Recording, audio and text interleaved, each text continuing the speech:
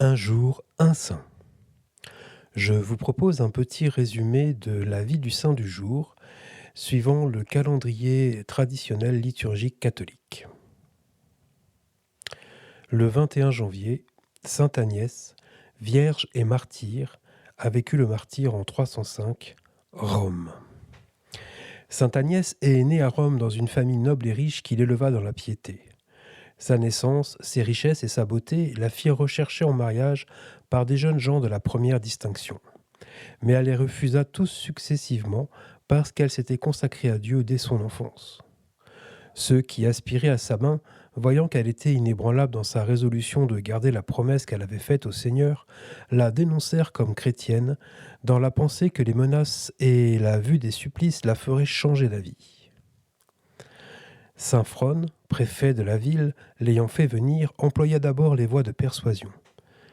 Mais Agnès, à toutes ces belles paroles, répondant toujours qu'elle n'aurait jamais d'autre époux que Jésus-Christ, il prit un ton menaçant dans l'espérance de l'effrayer. Agnès montra dans un corps faible et délicat une constance invincible. Alors on fit allumer un grand feu et l'on apporta les ongles de fer, les chevalets et les autres instruments de torture. Agnès considéra ces terribles apprêts sans la moindre émotion. Elle n'attendit même pas que le signal fût donné pour se livrer aux exécuteurs, mais se présenta d'elle-même. On la traîna devant les idoles, et là, elle se servit pour faire le signe de la croix de la main qu'on lui laissait libre, afin qu'elle pût offrir de l'encens aux dieux.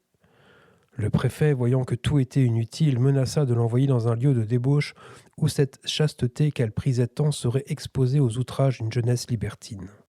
Jésus-Christ, répondit Agnès, est trop jaloux de la pureté de ses épouses pour souffrir que cette vertu leur soit ravie. Vous pouvez répandre mon sang, mais pour mon corps qui est consacré à Jésus-Christ, jamais vous ne pourrez le profaner. Saint Frone, se croyant bravé, exécuta sa menace et fit conduire la sainte dans un lieu de prostitution. Aussitôt, de jeunes débauchés s'y rendirent dans la vue d'assouvir leur infâme passion. Mais arrivés près d'elle, sa contenance leur inspira un tel respect qu'ils n'osèrent s'approcher. Un seul, plus déterminé que les autres, ayant voulu porter la main sur elle, fut frappé par un éclair de lumière qui le renversa à demi-mort et le priva de la vue. Ses compagnons effrayés le relevèrent, et la sainte, par ses prières, lui rendit sur-le-champ la vue et la santé.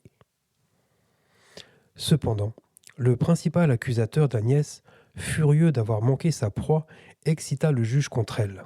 Celui-ci, outré d'avoir été vaincu par une jeune fille, n'avait pas besoin de cet aiguillon pour se porter aux dernières extrémités. Il la condamna donc à perdre la tête. Comme elle allait au supplice avec une sainte joie, le bourreau l'exhorta encore à changer de résolution. Mais Agnès répondit qu'elle ne trahirait jamais la foi qu'elle avait jurée à son divin époux.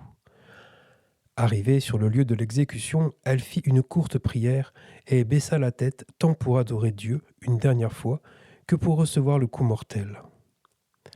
Après son martyre, qui eut lieu l'an 305, on enterra son corps près de la ville.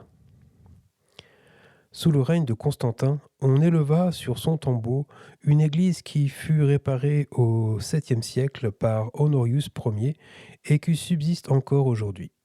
Il y a dans l'intérieur de Rome une magnifique église bâtie par Innocent X, dans le lieu même où l'on croit que fut exposée la chasteté de la sainte. Saint Ambroise, Saint Jérôme, Saint Augustin ont donné de grands éloges à cette illustre héroïne qui couronna la gloire de la chasteté par la gloire du martyre. Sainte Agnès est la sainte patronne des vierges, des jeunes filles, de la pureté, de la chasteté et des victimes de viol. Prions. Ô Dieu tout-puissant et éternel, qui choisissez les faibles selon le monde pour confondre les puissants, accordez-nous, nous vous en prions, la grâce de ressentir la protection de sainte Agnès, votre Vierge et martyre, dont nous célébrons aujourd'hui la fête. Ainsi soit-il. C'était un jour, un saint.